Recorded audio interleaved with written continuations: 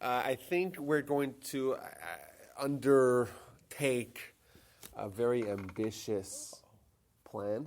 Okay. I felt like last time that we did 8 parts on core beliefs of Judaism, part 1, I guess 8 parts in part 1, I felt like, at least from my vantage point, it was a resounding success.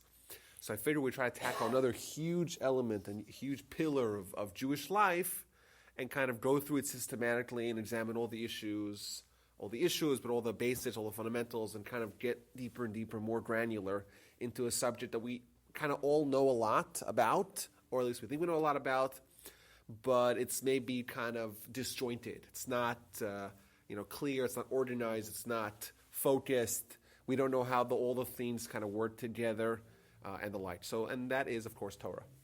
They say Torah, what do you mean we know what Torah is? We read the Torah in school, we read the Torah in the shul, we study Torah every day, we have the books of the Torah in front of us. What's there to know? And of course, I would agree that most of us and most Jews, I would think, worldwide do have somewhat of an understanding as to what Torah is all about. And that's why I think it is ambitious to try to really examine it in a granular fashion, to go back to the basis and say, what is Torah really about? What is Torah? If you try to give me a definition to that question, it may be a little bit harder than you would imagine. Say, if you ask people, what's Torah? They say, I don't know, it's an ancient book. But that's not what we say, right? We don't say it's an ancient book. No. We say it's a mindset, it's an attitude, it's life, it's purpose, it's everything. So how do we define it? It's something we know a lot about, yet we can't really define it very easily. So I thought to break down the subject into a few different points that we could maybe address one at a time, and maybe start with, we're just trying to go through a little bit of the outline of the big picture, and then kind of go into the more specific elements. So I was thinking to talk about maybe in this order. First of all, what's the purpose of the Torah? Why we have Torah? What's the point? We're studying ancient documents. Why? It's our manual for life. Manual for life. Okay. Actually, what I have discovered, I have discovered 23 different reasons why we study Torah.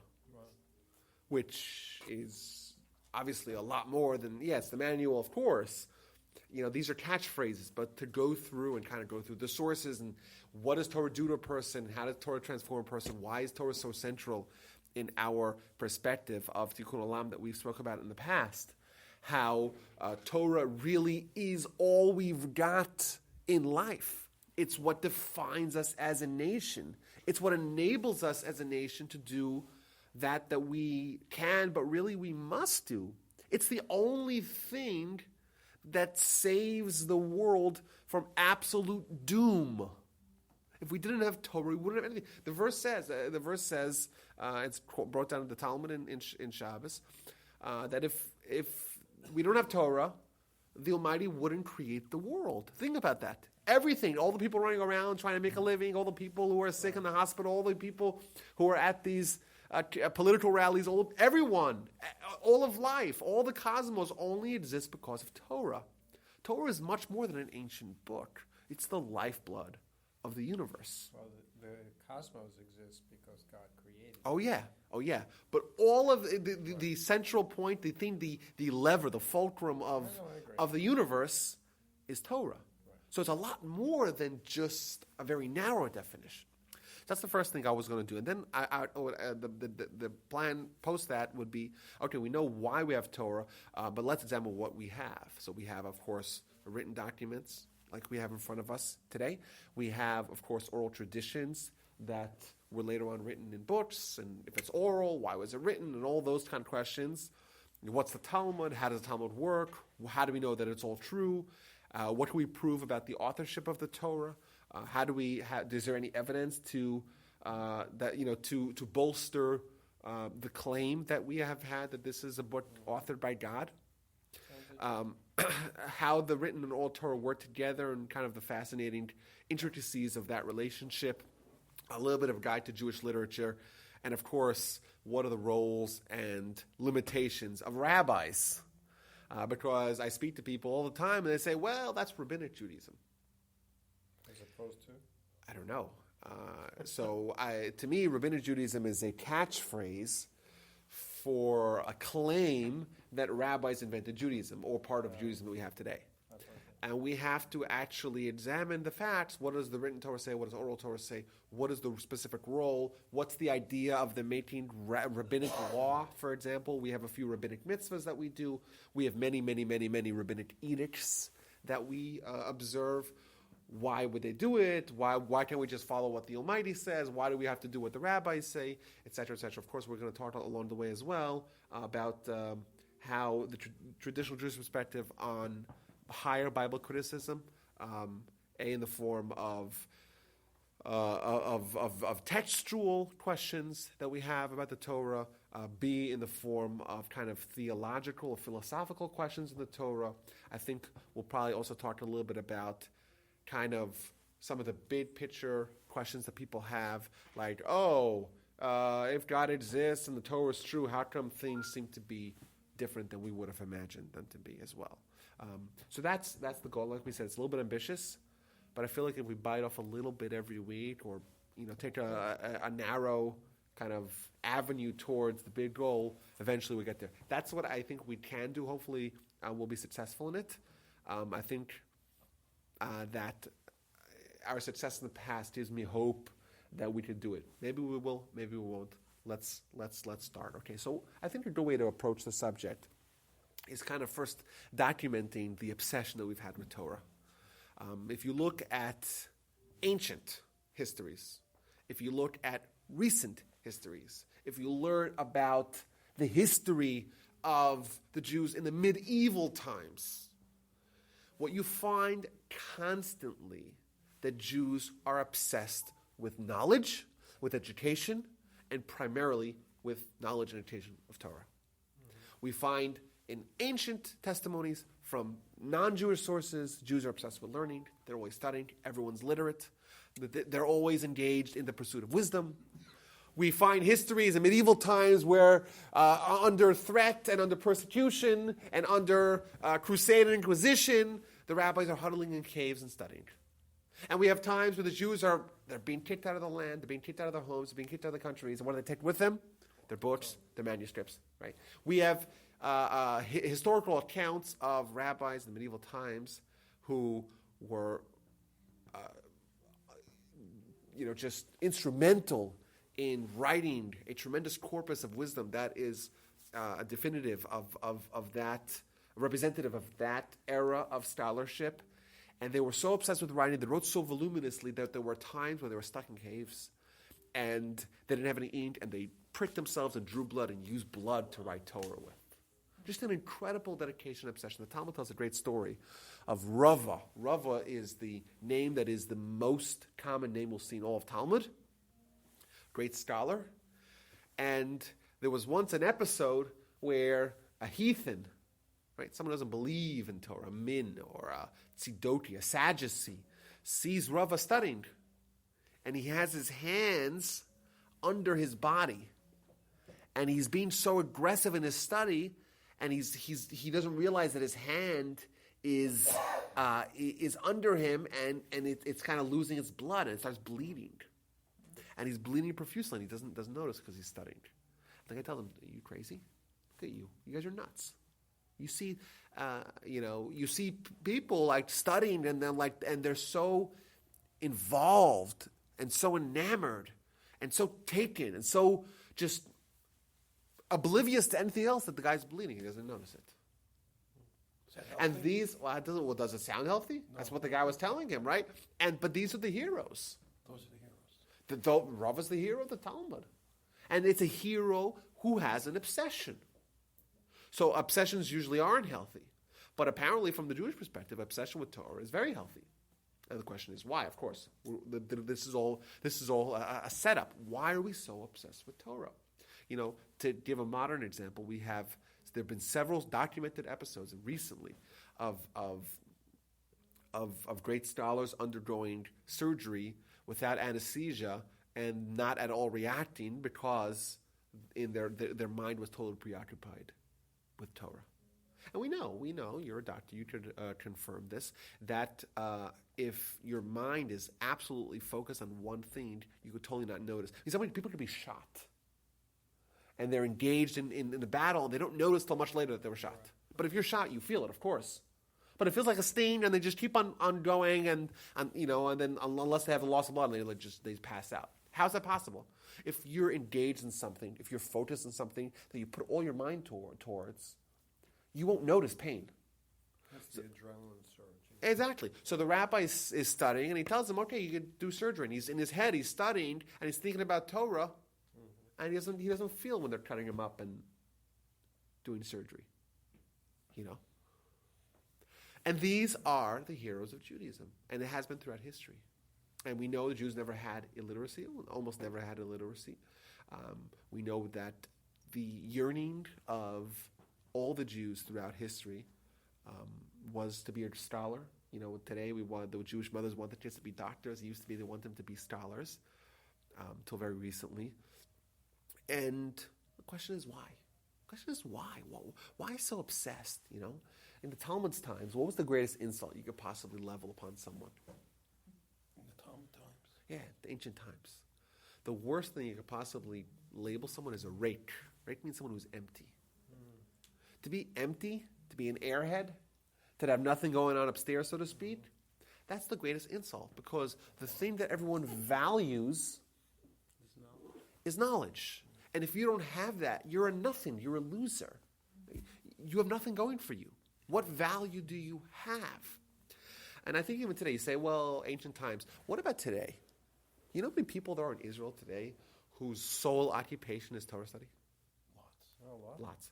Do you need to throw out a number? Anyone think you venture a number? I don't know how many people are even there. So in 1952 or 1953, there was a exemption of military service for full-time Torah studies. So to Torah studiers. 1952. 1951, 52, sometime in the early 1950s. I guess 40%. Well, then it was More 400 students. Oh, I don't know.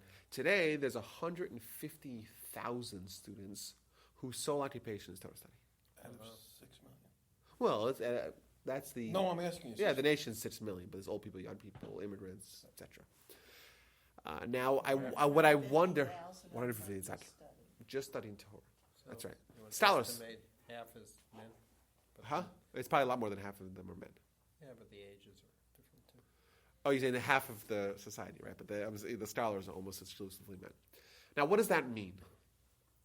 How many people are there in the United States studying biology? I don't have Or chemistry or physics? a lot. And how many of them are doing it for 3 years, for 4 years, to get your degree? Right. Yeah. But how many people are there that dedicate their life to wisdom in this world? There's lots of people. I want to make the argument. I haven't done this I would empirically. say in the United States, they have an ulterior purpose. Well, yeah, and Not also in- they're not trying in- to get their doctorate or whatever. Yeah, they're trying to But make it- money, and they're trying to do research. Well, I'm or not whatever. going to cast Well, any judgment here. My point is that it's possible that there are more people today engaging in scholarship in Torah than any other field out there. I think it's very possible. In this country? In the world, Oh, in the world, okay. Oh, which is very interesting. It's possible that there's more human capital, more human intelligence at the pursuit of Torah study more than anything else. Do you have Which- a number? Where do you get that statement from? The 150? 150,000? No, I mean- Well, I'm saying it's possible. So I haven't done the research. We figure out how many graduate students are there in mathematics in well, yeah, America. but how many attorneys are there? Yeah, how but many attorneys. people are studying to that's be right. a million- That's right. no- I'm just talking about knowledge, his comment Yeah, about no, knowledge. right. Right, So but- there's more there's attorneys, people all over but the world but studying. attorneys are not scholars. No, they're not scholars. They're not scholars. No. They're people who are engaged in a profession that requires a certain modicum of scholarship. That's my point. People whose occupation is scholarship. There are people that are legal scholars, like law professors, etc. Yeah. But I still think we don't have 150,000 of those in America. No way, right? We don't have 150,000. There's only about 4,000 or 5,000 law professors in America. Right. So, Well, even if you exclude them, I mean, you have all the people who study science and study math all over the world, not just in the United States. that's true. But That's we can argue the numbers. Well, we don't have to. That's All right. right, go We ahead. could, Just but then my continue. point is that even today, some of the most brilliant people in the world, when they wake up in the morning, when they go to sleep at night, right, throughout their day, they're spending 10, 15 hours a day studying Torah. And I was in Israel, and that's where the epicenter of this world is. And the people there are absolutely brilliant. Just today we had the funeral of one of the Rosh Yeshiva, one of the heads of the yeshiva, of the Mir Yeshiva. Okay, this is someone, by the way, who was born in Shanghai. When the Mir Yeshiva, the biggest yeshiva in the world, in 1939, 1940, they were in Poland. But they were thankfully on the eastern side of Poland, so that when the war began and Russia invaded from the east, Germany invaded Poland from the west, right? So they had this demarcation line in the middle. They were thankfully on the eastern side. And then, before 1941, before the Germans attacked and invaded the Soviet Union, they managed to get all the way across the Trans-Siberian Railroad, all the way to Vladivostok, across the Sea of Japan, and go to Kobe, Japan, eventually settling in Shanghai and mainland China. An entire yeshiva. This person was born in Shanghai. He became the Rosh Yeshiva, the head of the yeshiva. So they were Polish. They weren't Asian. Well, I mean, they weren't Oriental or whatever. No, well, they were Lithuanian, Poland, Belarusian, that kind of area of Europe. And this is a remarkable story unto its own, how an entire yeshiva, intact, faculty, student body, was able to evade the Holocaust and continue to study in first Kobe, Japan, and later on in Shanghai. So I guess the point I understand what you're saying. Now, in Judaism, scholars study. In other religions, let's say Christianity, there's no study. They go out and preach. Oh yeah. So they're not. And there. it's all about reading the Bible. That's right. Let's There is read no the Bible. study. It's all superficial. There's no It's study. all superficial. That's they right. don't sit around and study. They go out and Because there's nothing to study. That's right. Right. And That's the differentiation. That's one of the differentiations. But for example, so the person who passed away this last night, this person was, I would arguably, one of the most intelligent people that in the world.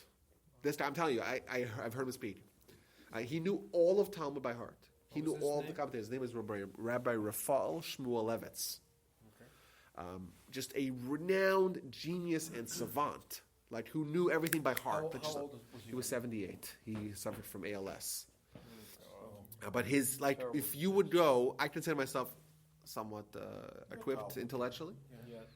I would sit in his lecture, and he's speaking faster than when you take the radio or take an audio file and turn it at 3x speed. And he's going through Talmud like this, and I lost him. I'm like, I lost him. Wow.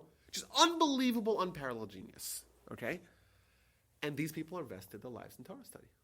And the question is, and the point that you brought up is that Torah, you can never study all of Torah, because the more Torah you study, the more you realize, right? You don't know much. Exactly. So the people that are the most ignorant in Torah, this is a very subtle point.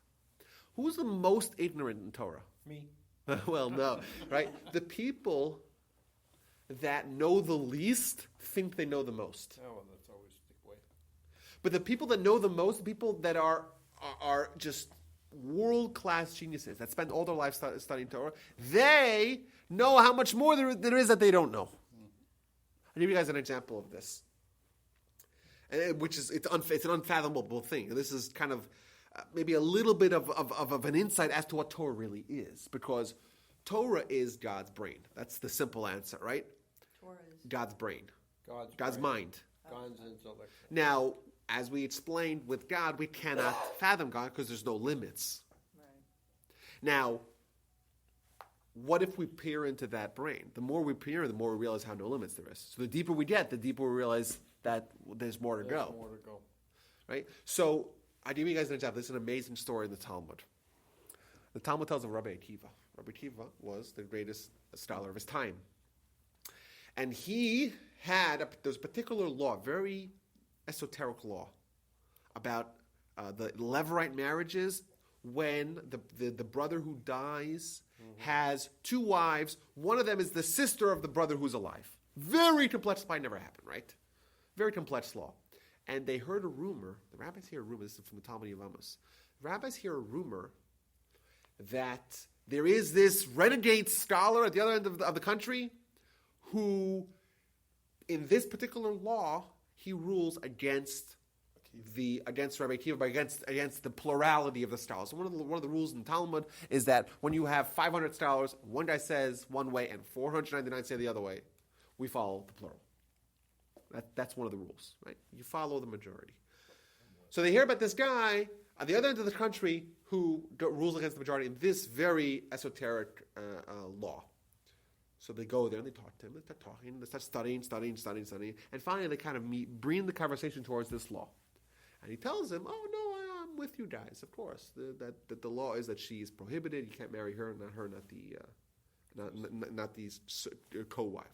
So like, wait a minute, but we heard about you that you said not like that. He says, "Oh, it wasn't me, it was my brother. But be careful. He has 300 proofs that he's right. 300 proofs that he's right." So the rabbi's like, "Oh goodness, So these three rabbis that went to the, we got to find this brother, hear what he has to say, right? So instead of going all together, they split up into three. Mm-hmm. So that way, maybe they'll find him. One of them will bump into them. So who bumps into them? Rabbi Akiva. And Rabbi Akiva starts arguing with him. You say that this is permitted. It's prohibited. He says, "Well, we have 300 proofs." So he gets proof number 1, and Rabbi Akiva refutes it. And proof number 2, and Rabbi Akiva refutes it. Right? 300 proofs, and he refutes it. So the guy says, "This is Rabbi Akiva. He's the reason why he's famous." He says, "Atahu Akiva ben Yosef sheshimcha holach misofa olamat sofa." Are you the famous Rabbi Akiva whose name goes from one end of the world to the other end of the world? You studied a lot of Torah, but you did not reach the level of a shepherd of livestock. It says, "Oh, you feel like you're such a great Torah scholar? You know more than a shepherd of livestock." So what does Rabbi Akiva respond? How do you respond to that? Seemingly like an insult, right? Yeah. So he says, no, you got it wrong. I'm not even like a shepherd of small animals, of sheep. That's what he responds. Very bizarre. It seems like Rabbi Akiva, he's so humble. Mm-hmm. He's like, I'm even less than what you think. What reality here is going on is like this. Rabbi Akiva obviously is the greatest scholar of his generation. But compared to what Torah really is, remember, Torah is limitless. Torah is limitless. The more you know, the less you know. Because compared to what Torah really is, and the more exposed you are to the vastness of Torah, Arucha me'eretz mido rechav miniyam, it's wider and deeper than the sea. You can't see the end, right? You only drop you in the middle of the Pacific Ocean, right? Where's Hawaii, right? You can't see it. And no matter how far you are, you're able to see it. That's what it's like. It's endless. You're plopped in the middle of the Pacific Ocean. Try finding land. That's how easy it is to find the edge of Torah. Okay. So Rabbi Akiva. So he tells from Rabbi Akiva, you should know that yes, you have great accomplishments in Torah, but compared to what Torah really is, you're nothing. You're a shepherd. So Rabbi Akiva says to him, no. I'm not a shepherd of big animals. I'm a shepherd of small animals. I.e., Torah is even greater than what you say. My knowledge in Torah is smaller, but not because I'm smaller, not because I'm more humble, rather because Torah is even bigger. So that idea, is striking. We have a nation that survived for so long, right? Improbably. We have a nation of overachievers, right? No one would deny that. We're a nation of overachievers. And yet we see an obsession with Torah. And we see an attitude towards Torah that Torah is just something out of this world.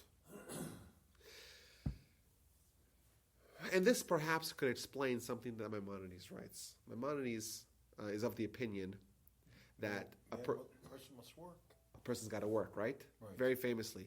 And Maimonides tells us that the verse, the chapter, the line in Chapters of the Fathers says, we cannot use Torah as an axe to dig with. Torah is not ours to kind of use for our benefit. I could say, I'm a Torah scholar. Give me honor, give me money, right? Give me a crown. No, that's wrong. I don't want to use Torah to kind of dig the foundation for my glory. So the Rambam tells us, Maimonides tells us, we can't use Torah for our own benefit. So we got to work. Can't just say, I'll study Torah, let people pay for me. That's what he says. So how much should you work and how much should you study? What's the breakdown? Enough work that you can make enough money to Okay. eat and So- have shelter. That's what you would think, right? Or something like that, right? So Maimonides actually tells us, he says, well, the average person should study 9 hours a day and work for 3. Yeah. Wow.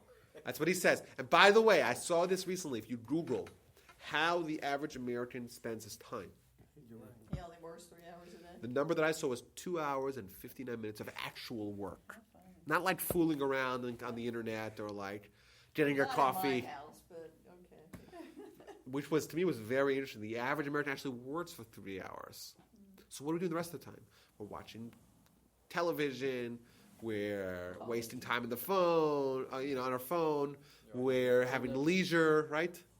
Well, you don't do that, right? No, I work more than that, but I think a lot. He said average, so there are people who work less and people that work more. Which to me was very interesting. And I'm not trying to say people should. I'm saying, but what does this mean? Maimonides is telling you, I'm the one who argues that we have to work. But Torah is our life. Work is not our life. Work is what we need to do to survive. Torah is our life. That is the Jewish attitude. And even Maimonides, who's a little bit, who's in the spectrum, he's always going to argue that we have to have personal responsibility. We can't just say, rely on God or rely on the taxpayers, right? We have to make sure that we pay for ourselves and right? Even he says you got to study Torah 9 hours a day because that's your life. Torah is our life. And working, no one would argue, some people might, but most people wouldn't argue that working is their life. No, you need to work to live. You don't live to work. Yeah. So what are you living for? Well, some people do. Well, some people, most people. I said most people don't. So if you're working to live, so what are you living for?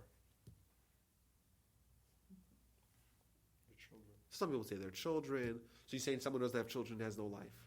No, I was just, No, you can't say that. But what if after you're married, you're off your children, your kids are on your own? So what are you living for? Travel. to learn. No, so a lot of people No, would nobody say can a lot of people would say to I have would. What? Your life is I to read learn. all the time. people would Not say the some Torah, people would maybe. argue that it's to have a good time Yeah, or to to enjoy spend yourself. enjoy yourself. It's Well, some that's what form the- of That's what pleasure. God says. We're here to enjoy Some ourselves. form of pleasure. That's right. What the Torah says, it's for some sort of pleasure. But what kind of pleasure? Spiritual. Is it just about having ice cream and kind of the proverbial ice cream? Travel's nice, right? But travel pales in comparison to the experience that we can have with Torah. Nah, Rabbi, you're trying to say it, right? Of course, it sounds like I'm overhyping Torah. And what we're going to see when we talk about these 23 reasons, I'm not overhyping anything.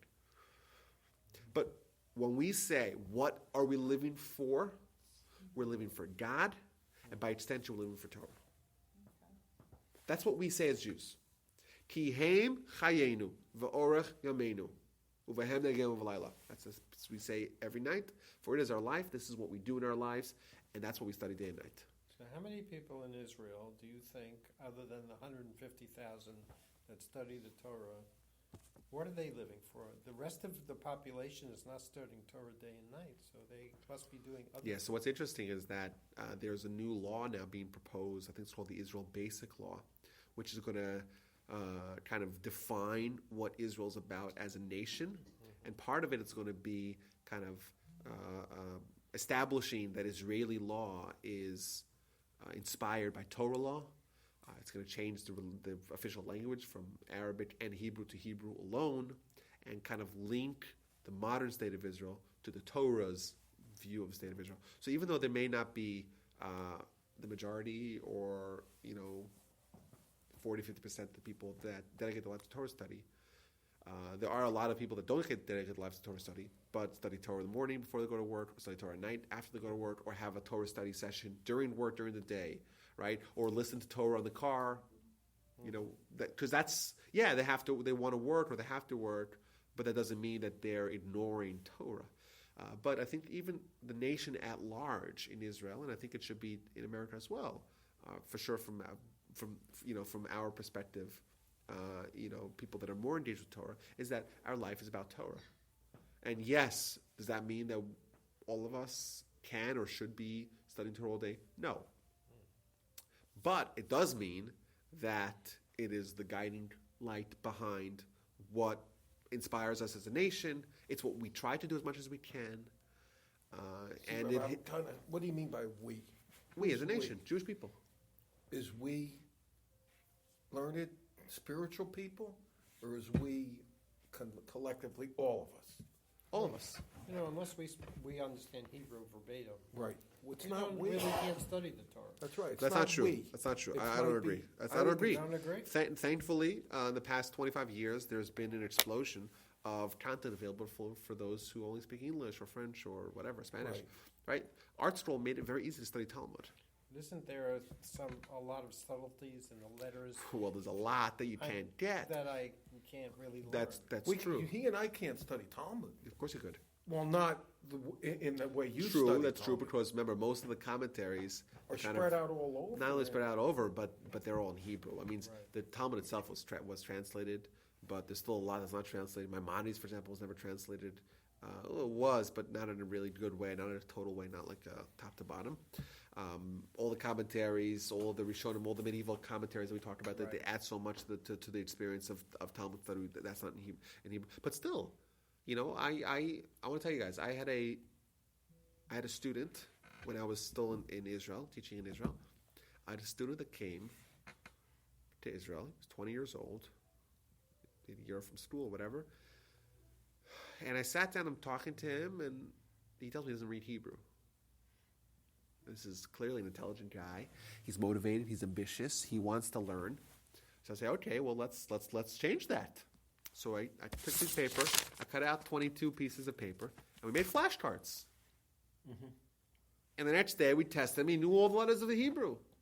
And 2 months later, he finished a tractate in Talmud. He finished what? A book of Talmud. Oh, wow. So What I did, it's a great story. Well, you got to have a little bit up here in order. Well, he had a lot up there. Yeah, that's Thankfully, what still I'm does.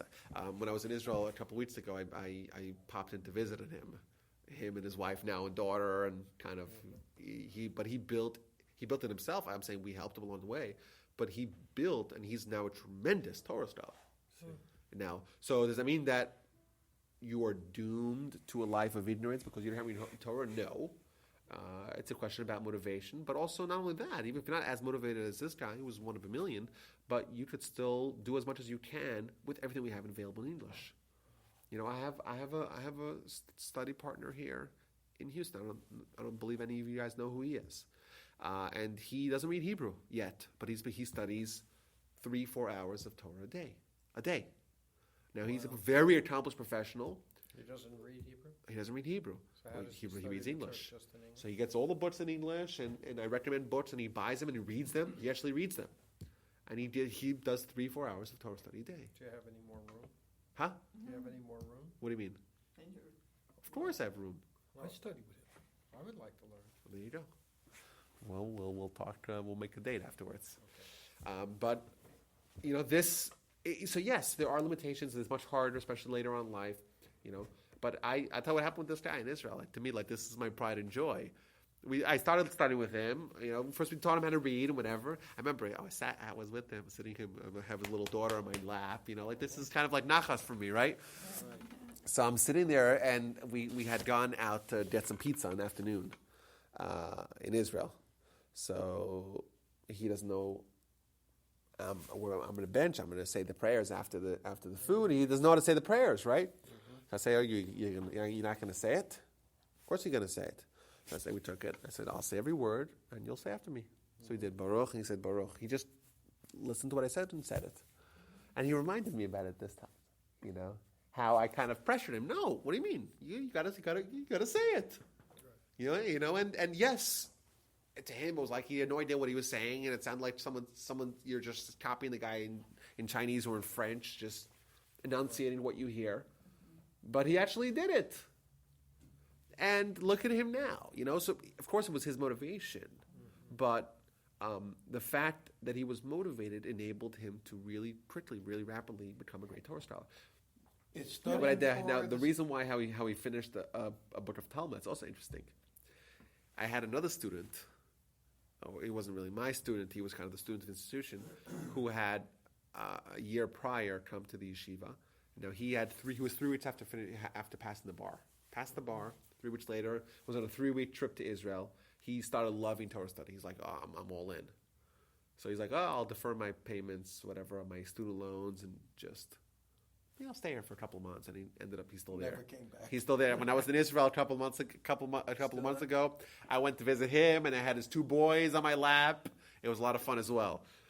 But he was there a year prior, and he was already, a very intelligent guy. He's a lawyer, right? And I said, okay, I'm going to America for Pesach. Why don't you guys study over the break? You guys study with each other and finish the book of Talmud over Pesach. That's what I said to them. I'm like, whatever. And I went to Canada, and I'm regaling in Canada or New York, wherever we went for Pesach. And I come back, and they're like, oh, we're finishing it. They actually did it. They actually did it. And it's just a testament to their commitment and their dedication. Was it easy? No, of course. They started off with nothing. But my point is that this shows us that it's possible. Is it easy? No. It's not easy for them. It's not easy. Even if you have motivation, there's going to be obstacles. But Torah greatness to be achieved by anyone. The Rambam tells us there's 3 crowns in Judaism. There's the crown of the king, there's a crown of the priest, the Kohen, and there's a crown of Torah. The crown of the kingdom was given to the tribe of Judah through the house of David, the Davidic line. If I want to be a king, I can't be a king. Oh, maybe unless I'm from the house of David, which I doubt. Poor leadership skills. All right? If I wanted to be a Kohen Gadol, I want to be a high priest, there's no way. I'm not a Kohen. Right? That was given to the family of Levi, to the descendants of Aaron. However, the crown of Torah is available for everyone. Yeah. Whoever wants it can come and claim it. But perhaps you'll say, well, the crown of the king and the crown of the priest, those are higher crowns, those are bigger crowns, those are nicer crowns, those are more important crowns. No, the crown of Torah is greater than them all. Yikara hi mipninim. It's more precious than he who enters the Holy of Holies. Go ahead. Is teaching Torah the same as studying Torah? Huh? If you're teaching Torah, you're doing both. Teaching is also studying. Teaching is even a higher level. If you teach, then it means you study, plus you're able to study and able to teach. Well, to be able to teach, you have to know the Torah. Or something. Right, but you're engaging. I always... You're engaging in the study if you're teaching. What? I guess if you're teaching, you're engaging in the study of Torah. I guess anything that you can teach, you have to know well. Your point is that, Howard, that you're absolutely right. And I think one of the best ways to study is to force yourself to teach. And I would like to encourage all of you to kind of teach some aspect of Torah and know it inside out and study it and get help from me or from my brother or from someone. I'm willing to help, of course. And invest in it to the degree that you're able to actually teach it. And then instead of teaching a class, because a lot of people get flustered with class environments and what if they ask me questions, I don't know the answer. Right, type it out, put it on a teleprompter, and teach it to a camera, to a video. We'll put it on YouTube, and it'll be your contribution, your teaching of Torah, or at least your first Torah teaching that you could do to the world. Fantastic. And it's not easy, but we can. There's a portion of Torah for each and every Jew. Your soul is laden with Torah. The question is, are you going to extract it and bring it out to the world, or are you going to let it stay there dormant? That's the only question. And even if we have very little Torah, we have a thimble size, right? A thimble, a volume of Torah, but we have something, and that Torah is very precious. That Torah is our spiritual vitality. You say you see people that, those people that, that they, when they get old, they get like those vitamin and supplement and medicine trays that has like Sunday, Monday, Tuesday, right? And like if they take the day off, right? If they don't take the blood thinners or their whatever, that they're done, right? Well, they're not done. No, not They'll done. get Some sick, some okay. people they get They're on sick their way, right? or some right. And you say, well, look at it. Okay, you are an adult, right? You weigh, I don't know, 180 pounds. And this tiny little pill is all that, this determines if you live or die? Well, some pills do. Yeah, some pills. Thank you. We have a doctor here. Some pills do, right? And I want to flip it on its side. Your spiritual life. You have a tiny little amount of Torah. You know what that tiny little amount of Torah is? That's what's keeping you alive spiritually. Right? We value every drop of Torah that we can get. Every drop. And if you have a thimble size full of Torah, you can teach that. And you could radically change who you are as an individual. I agree. Just a few more things here before we wrap up here. Maimonides tells us, back to Maimonides, he says, the importance of teaching our children Torah. Right? What happens if you are in a town and there's no Jewish school? And if there's no Jewish school, you have to burn down the whole town. Oh, yeah. The Rambam speaks in such superlative terms to tell you it's absolutely the worst thing for a Jewish town is that it doesn't teach Torah. You know why? Because you disassociate the Jew from Torah, you disassociate the Jew from Judaism. There's a direct link. A Jew without Torah will eventually be a Jew without Judaism. A Jew without Judaism is devastation. Because that is a Jew that is not fulfilling their mandated responsibilities. It's a Jew that does not have the deep sensibilities of the responsibilities of a Jew. And therefore that is a very dangerous potion. As we know, as we've seen in the past, when you take a Jew out of Judaism, right, you have a ticking time bomb. Every time it's ever happened, we've seen the disastrous consequences. The Almighty knows Jews have to be Jewish because that is the only thing that can bring Tikkun Olam. When a Jew says, I don't want Torah, right, or I'm opting out of Torah, or I'm just ignorant and I'm not studying Torah, they're severing the link between themselves and their Judaism, and they are causing tremendous havoc to themselves, to the Jewish community, and to the world. And the only way that could be readjusted often is via really, really disastrous and painful and tragic means. And therefore, if you have a town, a Jewish town, that there's no Torah study, there's no Torah. You're not investing in your kids. Right? It's like having, a hospital without doctors or nurses or medicine or utensils, right? It's a disaster. Yes, someone might not be dying right now, but what happens if someone's about to die in a little bit? That's it. It's a disaster. And that's why Toss said, whoa, you don't have a Jewish school. Relax, why would you have to burn down the town? He's telling you that the town cannot exist. It's so essential to have a Jewish school because a Jewish school teaching Judaism, teaching Torah, right? That's the only way we can survive. It's our lifeblood. I want to just end the introduction with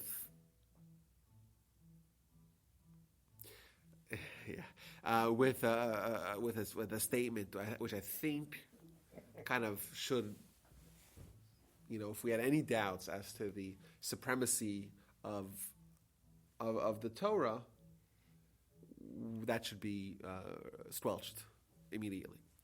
We're told, our sages tell us, that the Almighty was able to forfeit and to allow to happen and to absorb murder, adultery, idolatry. We know that the three cardinal sins, the sins we have to give up our lives and not transgress, are murder, idolatry, and adultery. Those are the three biggies. Right? Guy comes to you and says, gun to the head, eat the non-kosher food, right? Eat the cheeseburger. Give it to me, right? Put it on your bib, consume it. That's your mitzvah at that time.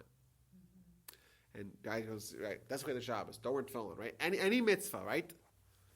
To transgress. He comes to you and say, murder, you're going to say, bite the bullet. He comes to you and say, do adultery, bite the bullet. Idolatry, bite the bullet. These are the worst sins someone could do. And the Almighty says, these sins I can handle. I can bear it. I can forgive and forget and forfeit. What can I not forgive? Huh? Those three. No, that the Almighty says he can forgive. What can he not forgive? Not studying Torah. Really? Do you know why? Well, not studying Torah. Why would you don't study Torah? Okay, you'll study some other time, all right? Or at least you're not murdering, right? The reason why is because at the root of good Jewish behavior is going to be Torah study. The only way a Jew would go out off and commit murder is if a Jew is not involved in Torah. That's the only way. A Jew does idolatry. How can you do idolatry if you have Torah, right? Those two are opposites. Adultery, even the Maimonides tells us adultery is a symptom, right? A sexual misconduct is a symptom of a heart devoid of Torah. Now, how that works, by the way, these are all big statements. We have to go through and kind of show how Torah and the Yetzirah are absolute opposites. You got one, and you don't have the other. You're going to have one or the other, or 60% of one and 40% of the other. But they're opposites. You can't have both. If you are consumed with Torah, there's no way that your Yetzirah, the evil inclination, can overcome you. Right? And if your evil inclination is overcoming you, that's evidence that you don't have Torah. So the verse, what the sages are telling us is like this: the Almighty is willing to forgive and forfeit. Oh, I get it. He's willing to forgive and forfeit symptoms, but not causes.